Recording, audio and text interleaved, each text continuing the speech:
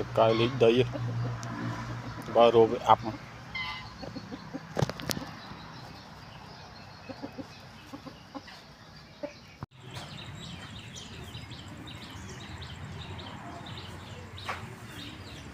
phải buồn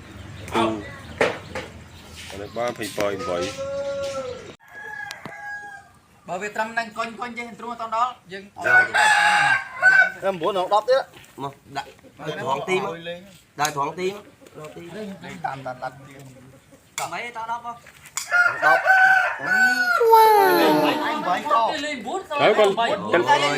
đấy thì lên hao đây là muốn nó đắp cái mặt lên ê đó mà muốn khởi ơi ta